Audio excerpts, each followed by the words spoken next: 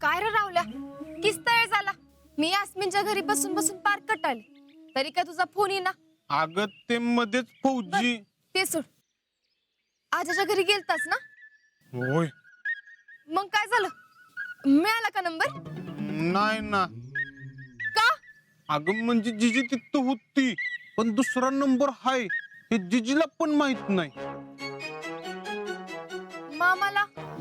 मामा नव्हता पण जिजी म्हणत होती दुसरा नंबर असता तर मला केला असता की फोन. मला बी तसंच वाटतंय. आणि तुझ्या माहितीसाठी सांगतो, आजा जिजी संग न बोलता राहू शकत नाही. पण मग जयडी कसं म्हणते आजाकडे दुसरा मोबाईल आहे ते?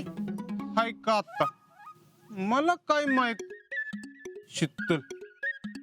मला तर वाटतंय तो नंबर फक्त जयडीकडेच असणार आहे.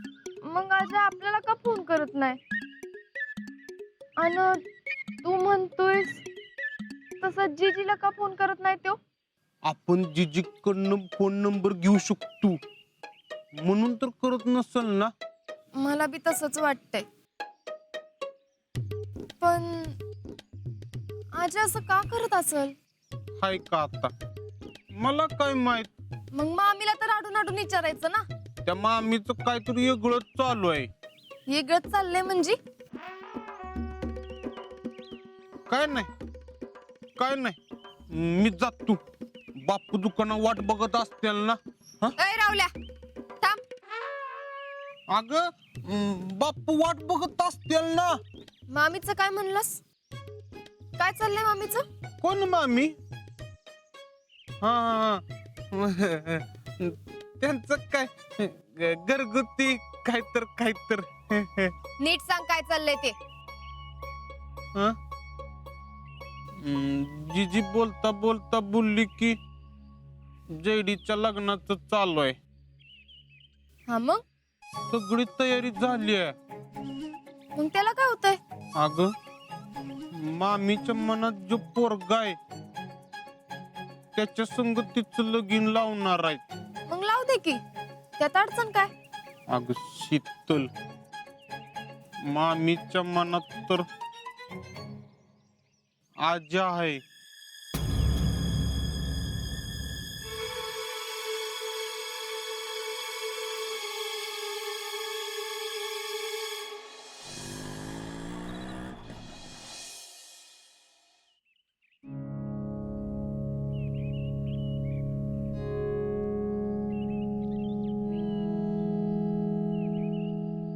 ह्या बाई शीतल, तू आहेस व्हय? मला वाटलं आमची जेडीच आहे. जीजी काय ग? मी काय तुमची नाही होय? अगं तसं नाही पोरी, तुम्ही माझीच आहेस की. काय मग काय चाललंय हल्ली? चाललंय आपलं. आजा नाही तर अजिबात करमत नाही बघ. काय बी झालं तर पोरग आपलं म्हातारे म्हातारे करून डोसकं उठवायचं. आता त्याच्याशिवाय होत नाही. आता हा म्हणजे तू गेलाय तिकडे ट्रेनिंगला, ते बी चांगलंच आहे म्हणा. पण कसं आहे शीतल, पोराची काळजी वाटतेच की ग. आणि काय ग, आजा जसा भरती झालाय तेव्हापासून घराकडं कुणीच फिरकलं नाही. तो राहुल्या बी नाही आणि तू बी नाहीस. अगं कमीत कमी तुमची जी जिद्दी आहे का नाही बघायला तरी याच होतच. काय हो जीजी असं काय म्हणताय? काय मरत बिरत नाही तुम्ही? तुम्हाला अजून लई जगायचंय. अक्षी माझी आजागत बोललीस बघ. शीतल, बदनात या म्हातारीला भेटा येत जा ग. तू भेटलीस की माझा आजा भेटण्यासारखं मला वाटत. नक्की येईन जीजी. आणि काय ग, तू काय नानांच्या मागोमाग चालली होतीस व्हय? नाही म्हणजे नाना पण इकडे वरती गेलेत म्हणून म्हटलं तुला. नाही नाही, नाना ते भारती मावशीच्या घरी गेल्यात. शीतल, पण तुझा चेहरा काय उतरलाय? फार टवटवी गेली. कुणाचा? माझा?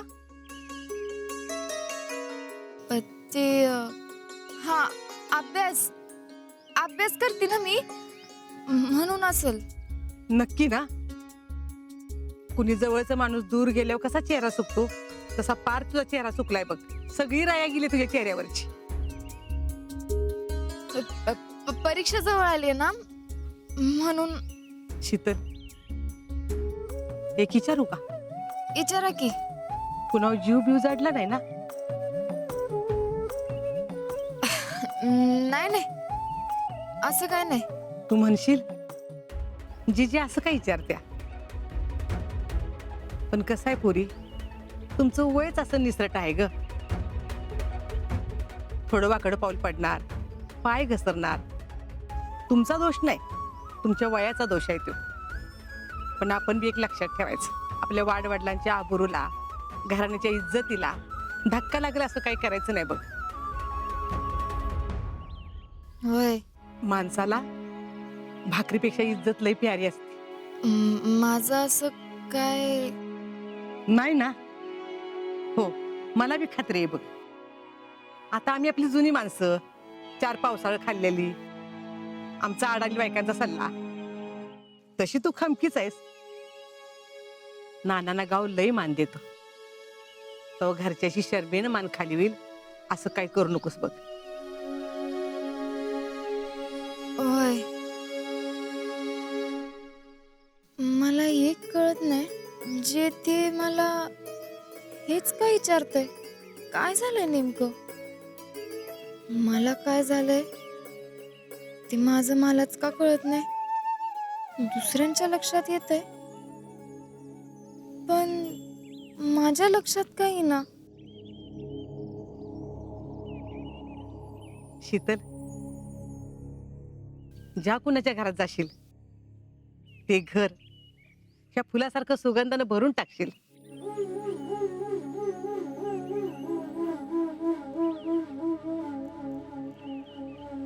चल, आणि जाते बाई आता मी बी.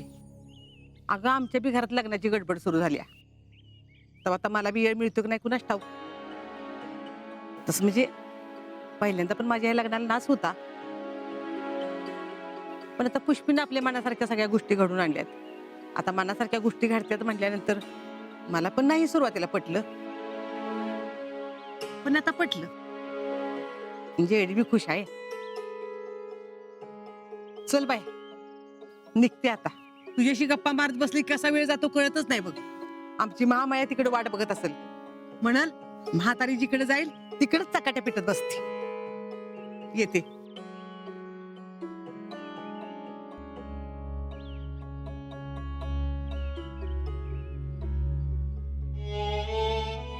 म्हणजे राहुल म्हणलं ते खरंय.